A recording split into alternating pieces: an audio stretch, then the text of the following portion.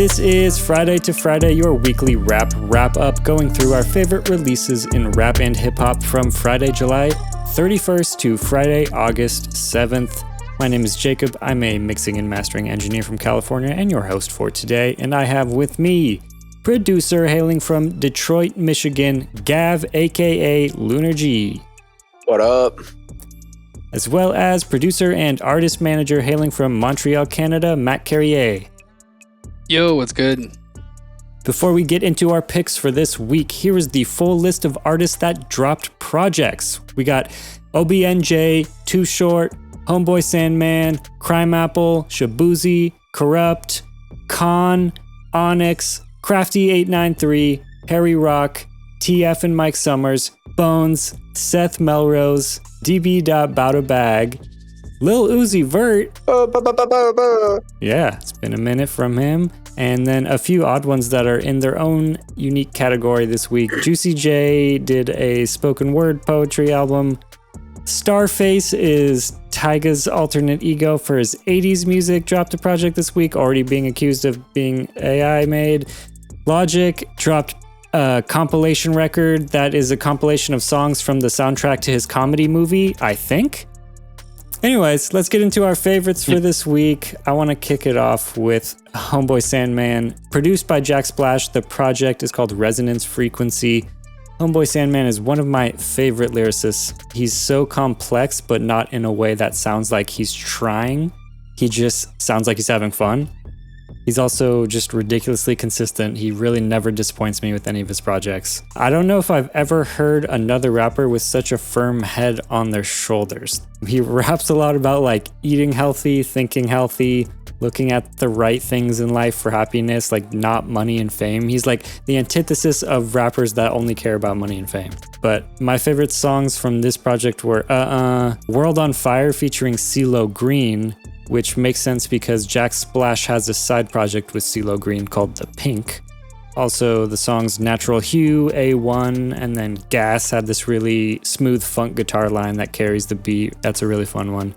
Those were just my favorites, but really every song has insane lyricism on it. He always just coming with a crazy pen. So that's Homeboy Sandman with Resonance Frequency.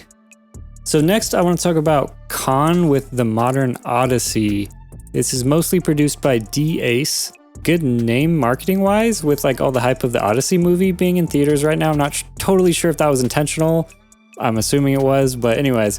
K.A.A.N is a rapper from Maryland. He makes, I would call it, alternative rap. He fits perfectly on a playlist with the guys from TDE and like Earth Gang and JID. If you like those guys, this is something to check out. Super sharp pen. He often has a super quick flow, like he knows how to get into these complex triplet pockets, and then he has the lyrics to back it up. He has songs that are really about something, like Validation, Narcissism, Intention. Those are all songs that are really just about exactly what the song title is. Yeah, definitely. I like this release a lot. I actually saved Narcissism, What's Peace, and Intention. Yeah, What's Peace was good too. Yeah, I like the production a lot. I thought Scary was a really cool beat too. I mean, honestly, like I really liked all of the production. Me too. I will say, like, not in a bad way, but it felt a little repetitive by the end of it. I don't know if it's just kind of like the flow or like what it was to me, but listening like start to finish, I feel like personally, I would probably like pick this one apart a little more and like have it in playlists. Interesting. Yeah, it's the opposite for me because I actually just decided to playlist the entire album. There's no skips. Like the whole album is great. So that's funny. That was the thing. I don't know what it was. I wouldn't say that there were skips on it by any means, but it's definitely one that I would want to hear like sprinkled throughout personally. Fair. I really thought it was sick though. Yeah. What's Peace, man? That was the one for me, definitely. What's Peace was just it's the beat, like that kind of just like floaty beat, you know. But I had Parental Advisory too. That one saved. Yeah. But yeah, this was my first time listening to a full project of his, and pretty good. I'm happy I checked him out. I'm definitely gonna put him on my radar for his next albums. And so, have you guys listened to D-Ace before? Because that was my first time hearing him or seeing him too. Yeah, no, that was a first for me. He's the producer, right? Yeah, same, first for me. He is a main producer, but he's not credited on every single song. Because I checked him out. He's got like good credits too. Like he has some. He produced for Talib Kweli, Havoc, Kurupt. I did see that. Ooh. Yeah. I checked him out and I was like, I don't know that name. And I saw the same thing. I was like, huh, it earned a little respect for me. Kind of cool because I was like, again, just hadn't really crossed my radar. Yeah. Sweet. And I saw that like him and K.A.A.N had a song that came out 2025 and that's sitting at over 800,000 streams. So I don't know if maybe they did a song together. It did really well. And they're like, hey, let's lock in for, half an album. But that's dope. Yeah. Man, happy to see it. Yeah, I liked it a lot. I added this to the playlist, the Friday to Friday playlist that we all listen from. I added this to that playlist the second the vocals started on the first song. I already knew I wanted to hear the whole project. There was so much passion in his takes. He has so much to say and just sounds like there's so much experience in his voice. I was a big fan of it and also the production on it as well, for sure. So shout out D-Ace. Yeah. And that is K.A.A.N with the Modern Odyssey. Next, I want to talk about Onyx with It All Started in Brooklyn, a classic hip hop group. Actually started in the late 80s. It was originally 4 members, now performing as a duo after the passing of Big DS and the parting ways with Sonzy. Since 2022, I think they've been releasing stuff as a duo, but Fredro Starr and Sticky Fingers are putting in work, showing they can still do this hip-hop shit. Super classic hip-hop production, true boom bap. I admit I use that term lightly. In this case, this is real boom bap. Very aggressive. This is classic. Yeah. Oh, yeah. That aggressive flow, too, for sure. Absolutely. And that deep vocal tone. Yeah. I really like this. I don't know a ton of Onyx, so I'm not going to pretend like I do, but I'm aware of them, and so it was cool to hear something like recent that came out. To me, like it did not sound different from the Onyx that I have heard and knew. A lot of like these OG acts, when they put out these albums, they introduce little like modern aspects in the music, right? But this was like just super Onyx. And This is like a time capsule. Absolutely. Yeah. But I can hear the quality. I can hear, the passion. A lot of these guys, that have been doing it for a long time, they kind of get sometimes a little bit lazy with the flow. Not these guys. It was really, it was good. Definitely. But by the way, both Fredro Starr and Sticky Fingers are like pretty successful actors as well. Oh, yeah. So yeah. My standout tracks were It's On You, Fuck Love, and the title track, It All Started in Brooklyn. But yeah, excellent to hear legends still making great hip hop. That's Onyx with It All Started in Brooklyn. All right, next let's talk about Bones as the Blunt Burns Slow. I didn't get a chance to check this out, but tell me about it, Gav. Yeah, no, this one gets very classic Bones. It doesn't sound like he's trying to do like modern sounds or anything. It's like he's sticking back to what his roots kind of were with like Sesh Hollow Water Boys and stuff like that. Like it's just, it hits heavy. It's super 3-6 Mafia inspired. I thought it was a sweet project. It start to finish is a fun listen. I had a couple standout tracks on it. I really liked, mostly for production, like that's usually what I hear, like production, vocal tone and flow. I don't always listen to the lyrics with Bones as much. It's more like sonic for me. But I liked Crime Mob, Dat Mode, The Drought Is Over, VPN, Night Terror. Like whole album was sick. Yeah, that's my take with Bones. Funny ass cover too, with like the bone skull hand like smoking a blunt. It's very much that style of like 2015, 2016 like SoundCloud rap covers and shit. It looks like he didn't have any rap features on here. The only feature is Diamond Cafe, who is a pop funk act. So that's interesting. This was cool to just hear. It was like really just a solo album. Nice. That is Bones with As the Blunt Burns Slow. All right, let's talk about this Lil Uzi Vert Maverick Almost Forever EP. I was not a fan of this, but caveat, I'm just not the biggest Lil Uzi Vert fan anyway, so I will hand it over to you guys. No, start it off, man. The first song, I was like, okay. I was like, this is We're Uzi, back. let's go. The second it started, I was like, oh, especially with like the who was like the Ken Carson album and like a lot of other guys who were supposed to come out with that sound and didn't quite hit it. Yeah. For the first track right away, I was happy. For me though, the 3-4 first tracks I really liked. And then it kind of like, don't know, it almost just sounded like each track just sounded like it was chasing the previous one, if that made sense. Yeah, like my first listen, I was kind of like, hell yeah. Like I got halfway through it and I was like, this is fucking dope, dude. Like I'm so glad that we got this. I hope whatever he puts out is like this, because I liked Pink Tape a lot. I didn't really listen to Eternal Take 2. Like I kind of fell off of him after Pink Tape because I was hit or miss on that album, and then what I heard that had come out after, I was like, it's not really what I liked. I think he was really chasing like the underground at the time sound, which is like the underground now. I just don't think that he should, personally. This felt a lot more like Uzi, like original kind of. That's it, yeah. Yeah, not like a imitation of 2015, but like that same kind of energy where it was just a little more amped up. But like 223 in particular, I remember, I feel like he just kind of gave up on the lyrics. That kind of bothered me. So listening to it twice through, I stopped listening to the lyrics for the second half as much. Dude, it had me hype. Like the beats, the energy was there, the flows are fire, but like if you listen to the words, it's like 223s. 223s, 556, 556. I'm like, dude, what happened? It's like you were saying shit for the first 4 songs. What happened? But like Gas Break the second time, I was like, okay, this is a little more like I could be at a concert and have fun listening to this. Yeah. And see, like with like Cardi and Carson, like I feel like when you're doing that kind of repetitive rap, or like the rap where like it's melodic and you sound good with the beat, already the lyrics kind of go based on like, I guess, your life and what you're doing, right? So like, unfortunately, if you're like depressed and you're doing a bunch of drugs, unfortunately sometimes it just happens to make the best lyrical content, Yeah. And so I don't know if he's maybe just rich and happy, and if he is, man, shout out to him for being happy. Absolutely is. Yeah, he's definitely rich and happy. He's past sad boy shit. Like it's just, I don't think he's sad anymore. I think he's okay now, which is great. But I get it. How we were talking about how Onyx has, like, you can hear it. It's almost like they need to get paid. A hunger. This really sounds like, the first 3 songs, the beats were so good that I don't know if I can necessarily credit him fully, because like that first beat is like that's a beat to ride. That is just open for you to.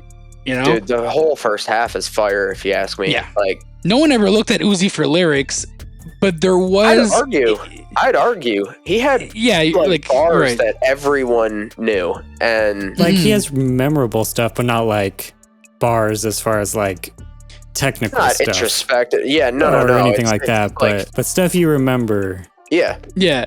Like he had enough to talk about to make it melodic. Like now it seems like he doesn't have enough words to make fully melodic bars. No, if it's that like makes a lot sense. of hooks and shit like that. And like, yeah. I get it's like what how Thug, like Young Thug he would be able to find, saying used to is sad, but I mean, he would be able to find no matter how many words to make a crazy melody, right? Yeah. I guess if it's the same 10 words, there's only so melodic you can be, right? But man, shout out to the producers. Shout out to the producers. Say it again. I still, you was right. Uzi is my favorite ever. 2016, I think 2017 maybe. The short pink and purple hair. That was my favorite like musical era of his. I feel like when Eternal Take. Yeah, I feel like that album, as long awaited as it was, and as much hype as there was around it, and like how many fucking years it took to come out, and like all the leaks and all this bullshit, I think that was kind of like the decline for me personally on him, where like I liked it, but then every album and project since then has pretty much fucking been that. And I don't think he'll ever recapture the like moment of that, and I feel like that's kind of almost what's being chased. But I did really like the project that he did with Future. I will say Pluto, Baby Pluto, that was one of my favorite. See, that I didn't like. Really? Yeah, like to me, what I always liked about Uzi is that he always managed every 2-3 years to put out a song that was just different. Like at that time it was Futzel Shuffle. Yeah. There was always like a different sounding song. And I found that Future Tape is when he started sounding like not as unique anymore, if that makes sense. Yeah. Like more like what other people sound like, No, I wouldn't disagree with that at all. I definitely just think it was like that era of music. It wasn't as played out yet. And I was like, oh, I like this one. I don't revisit it now still. I'll say that. Yeah. Like it's But for the time, I really enjoyed that one. For sure, yeah. Part of me is a bit scared to hear what he would do on a full album coming out this year. We were mentioning in the group chat, like, maybe this is just B-sides from older projects. The second half and then sounds That's like what it felt like. the new stuff coming up hopefully is a bit newer and different sounding and an evolution more. Because this is definitely not an evolution, but it would be cool to see a full album in a different direction. Oh, and I just want to say, like, what you sang, by the way, is a hit with the French sample there. Like, that to me, I've had that song, I think I've been listening to it once a day since it came out. Wait, is that on this? No, it's not on this. It came out this is the single before this EP. Oh, okay. It did really well too, I think, on like TikTok and stuff like that. Interesting. I wonder why they didn't just throw that on this. And it's doing well too. Like, it's even on his Spotify. It's right now his third biggest song. It's at 250 million, and that came out 2025 December. Oh, okay. So it's been a minute, and it's different sounding, very different. Okay, so hopefully we're gonna head in that direction for a full length. Yeah, that's it. It'd be really nice. That is Lil Uzi Vert with Maverick, Almost Forever EP. Couldn't decide on the name there, I think. Kind of double named it. Last thing I want to cover this week is Goosebytheway with Nature Boy. I have been waiting for this debut project from Goosebytheway on Drumworks. This is Conway the Machine's label. He's a Griselda affiliate, so you can kind of expect that type of grimy beat on here. My standout tracks were Pesto Margarita, Selfish, this just stupid dark beat. It's like the quintessential Stankface track featuring Jay Skis. Shout out to Jay Skis as well. He's the other main artist on Drumworks. Fire feature verse from him. And then Heisenberg featuring Conway. Another great dark as beat. I liked Heisenberg. Crazy bars from both of them. Ooh. This was just a treat. Like, I've just haven't gotten enough. Like, okay, this is kind of funny because Matt was kind of saying the opposite thing last week, but like, I haven't gotten enough of this year yet. No, you can't replicate Griselda. Yeah, excellent production. Goosebytheway on the come up. I was a big fan. I'm gonna have to check this one out because I like Drumworks. Conway's my personal favorite. I'll just say it. Me too. Out of like just who's on Griselda and shit, but I saw him at St. Andrews Hall in the basement or whatever. Like, sick, intimate, small show. There was like maybe a couple hundred people in there, if I'm not mistaken. Crazy. Like, you can fit probably like 500 or so. It's dope. Like, stage is floor level too, so they're just like performing on the same level, so there's not like the weird elevation aspect. Conway is one of my favorites. I'm gonna have to check this out because I see he's pretty featured throughout it. And Fuego Bass too, which I feel like he was on something else that we talked about or dropped a project we covered. Yeah, he had a collab project with Benny from earlier this year. That's what it was. Yeah. I was like, okay, yeah, he's on the BSF shit. Yeah. Conway kills it though. Goosebytheway, I'll have to check out. But yeah, Goosebytheway with Nature Boy. And that is everything we're going to cover this week. Before we get into releases for next week, let's do plugs. FrequencyOverflow.com to hear our non-exclusive beats there, as well as check us out everywhere at Frequency Overflow on all social media. That's me. What do you want to plug, Matt? Yeah, check out my my artist Lucius B. Thundercat. We're gonna have some music coming out soon. Other than that, just been making beats and working on unreleased stuff. More announcements to come soon. Yeah, you just showed me a really dope cover art for something coming up soon. Sick. I'm excited about. So, but yeah, what do you got, Gav? What do you want to plug? Shit, you can find me on everything. Proud by Lunar G, Instagram, Spotify, YouTube, BeatStars, everywhere. Go check it out. See what I've got. Excellent. That's plugs. Releases coming up next week. We have Inspected Deck with Dragon's Breath, Q Unique and DJ Retmatic with The QR Code, and Sean Leon with 2 Summer. Thank you, listeners. You can check us out on our website at f2fpod.com. You can follow the podcast on Instagram at Friday to Friday Podcast. You can save the official Spotify playlist to hear the best releases from each week before the episode comes out. You can find that link in the description. Our intro and outro music by Lunar G. Find him at proudbylunar.g. It's the show about Fridays that comes out on a Monday. Join us every Monday to stay in tune with hip-hop releases from Friday to Friday. Peace. Peace.